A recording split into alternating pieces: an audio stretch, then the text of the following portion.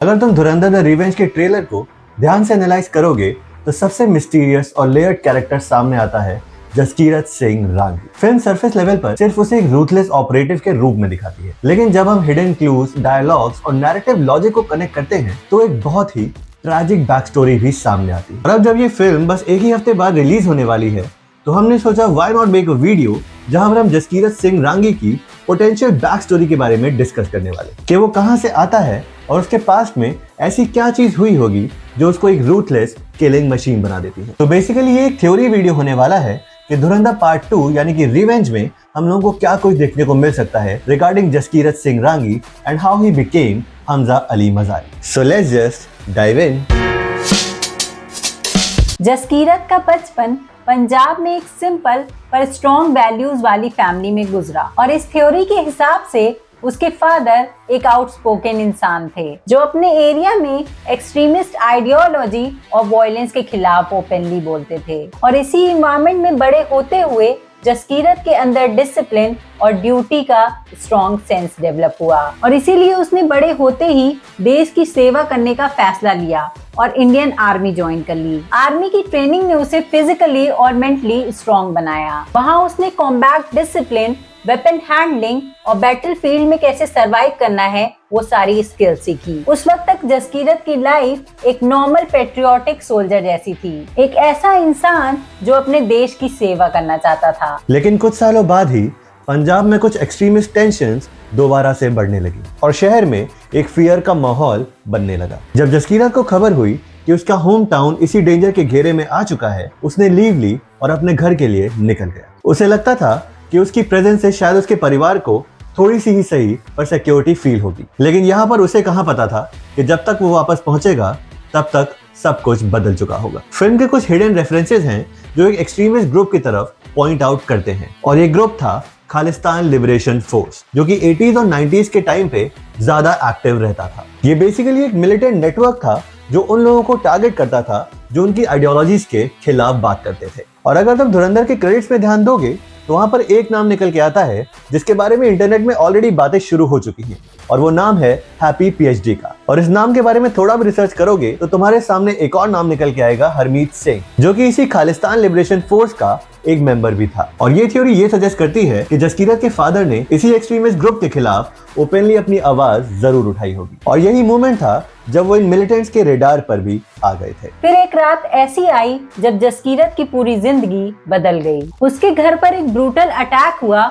और ये अटैक सिर्फ मर्डर नहीं था, एक मैसेज था कि जो भी केएलएफ के खिलाफ खड़ा होगा उसका यही अंजाम होगा। इस अटैक में जसकीरत के फादर को ब्रूटली किल कर दिया गया। उसकी माँ तो बच गई पर वो इतने सीवियर ट्रॉमा में पहुंच गई कि उनकी लाइफ वहीं पे रुक गई। लेकिन यहाँ सबसे डिस्टर्बिंग पॉसिबिलिटी उसकी सिस्टर से जुड़ी हुई है, क्योंकि कुछ थ्योरीज ये भी सजेस्ट करती हैं कि जसकीरत की एक बहन भी थी, हरलीन रांगी, जो उस रात को एब्डक्ट कर ली गई थी। फिल्म में इस बात को ओपनली कंफर्म नहीं किया गया है, पर अगर आप इसके क्रेडिट्स पे ध्यान दोगे तो वहाँ पे हरलीन सिंह रांगी का नाम दिखता है। तो ये कह सकते हैं कि हरलीन का फेट अभी भी मिस्ट्री बना हुआ है। और अगर ये थ्योरी सही है तो उस रात सिर्फ जसकीरत ने अपने फादर को नहीं खोया, उसने अपने पूरे परिवार को ही खो दिया। वैसे तो वो एक ट्रेन सोल्जर था, पर जब उसकी खुद की फैमिली पर इतना खतरनाक अटैक हुआ तो उसके अंदर का सोल्जर नहीं बल्कि एक ब्रोकन पर्सोना रिएक्ट करने लगा और यहाँ पर उसके अंदर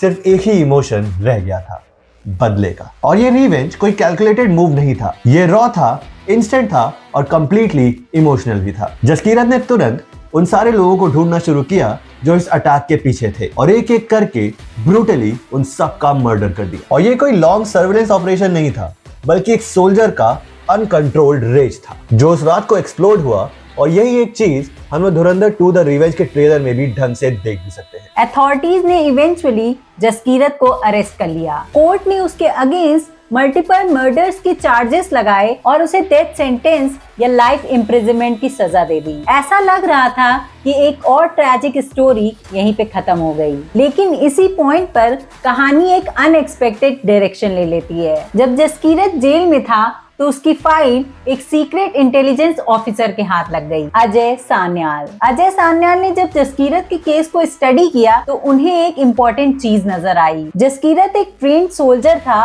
जो एक्सट्रीम इमोशनल ट्रॉमा के बाद वायलेंट हो गया था, लेकिन उसके अंदर एक डेंजरस कैपेबिलिटी भी थी। वो फियरलेस था, रूथलेस था और उसके लिए खोने को कुछ नहीं बचा था। इंटेलिजेंस एजेंसीज के लिए कभी कभी ऐसे ऑपरेटिव्स परफेक्ट एसेट बन जाते हैं। और यही वजह थी जिसकी वजह से एक of the books secret mission plan हुआ, ऑपरेशन धुरंधर। ऑफिशियली ऐसा कोई मिशन एग्जिस्ट नहीं करता, किसी भी गवर्नमेंट रिकॉर्ड में इसका मेंशन तक नहीं है, लेकिन इसका मेजर ऑब्जेक्टिव था एनिमी टेरिटरी में डीप इन्फिल्ट्रेशन और कोवर्ट सैबोटाज। और इस मिशन को पूरा करने के लिए एजेंसी को एक ऐसा इंसान चाहिए था जो सिस्टम से ऑलरेडी कट ऑफ हो चुका हो, और जसकीरत सिंह रांगी इस चीज के लिए परफेक्ट था। तो उसे जेल से निकाला गया और एक सीक्रेट ट्रेनिंग प्रोग्राम में भी डाल दिया गया। वहां पर उसे लैंग्वेजेस, एक्सप्लोजिव्स और कोवर्ट ऑपरेशंस की भी एडवांस ट्रेनिंग मिली। और इन सब के अलावा सबसे इंपॉर्टेंट ट्रेनिंग वहां पर एक्टिंग और आइडेंटिटी ट्रांसफॉर्मेशन की थी, क्योंकि ऐसे खतरनाक इन्फिल्ट्रेशन मिशंस में एजेंट्स को एक नई आइडेंटिटी के साथ जीना पड़ता है और कहीं ना कहीं उसे अपने अंदर अडैप्ट भी करना पड़ता है। फिर धीरे धीरे जसकीरत एक ब्रोकन सोल्जर से एक इंजीनियर्ड वेपन बनने लगा, यानी जसकीरत सिंह रांगी से हमजा अली मजारी। लेकिन इस ट्रांसफॉर्मेशन के बाद भी एक क्वेश्चन अनआंसर्ड है। क्या जसकीरत सिर्फ एक गवर्नमेंट एजेंट है या उसके इस मिशन के पीछे एक पर्सनल एजेंडा भी जुड़ा हुआ है? अगर उसकी सिस्टर हरलीन सच में उस रात को एब्डक्ट हुई थी तो पॉसिबिलिटी ये है कि वो एक्सट्रीमिस्ट नेटवर्क के कंट्रोल में अभी भी कहीं ना कहीं एग्जिस्ट करती हो, और ये भी पॉसिबिलिटी है कि बॉर्डर के उस पार वो किसी और आइडेंटिटी के साथ जी रही हो। और जैसा कि हम लोग ने धुरंधर पार्ट 1 में देखा है कि जसकीरत प्रॉपरली लियारी टाउन के अंदर घुस चुका है और रहमान डकैत को भी मार चुका है। तो हो सकता है वो सिर्फ नेशनल सिक्योरिटी के लिए ही नहीं बल्कि अपने सिस्टर को भी ढूंढने के लिए लड़ रहा हो, अपने फैमिली के लास्ट मिसिंग पीस को। जसकीरत सिंह रांगी की कहानी का सबसे ट्रैजिक पार्ट ये है कि एक्सट्रीमिस्ट ने उसकी पूरी फैमिली को डिस्ट्रॉय कर दिया और गवर्नमेंट ने उसे एक वेपन बना दिया। एक वक्त था जब वो बस इंडियन आर्मी में एक डिसिप्लिन सोल्जर था जो बस अपने देश की रक्षा करना चाहता था, लेकिन अब वो एक ऐसा ऑपरेटिव बन चुका है जिसका पास बस रिवेंज से भरा हुआ है और फ्यूचर वॉर से। और यही कहीं ना कहीं एक आयरनी है जिसकी वजह से धुरंधर द रिवेंज में जसकीरत का कैरेक्टर सबसे ज्यादा इंटरेस्टिंग और सबसे ज्यादा कॉम्प्लेक्स भी बन जाता है, क्योंकि जब एक इंसान से सब कुछ छीन लिया जाता है तो वो सिर्फ जस्टिस नहीं चाहता, वो चाहता है बदला। और ये भी हो सकता है कि शायद इसीलिए दुनिया उसे कहती है Who Run।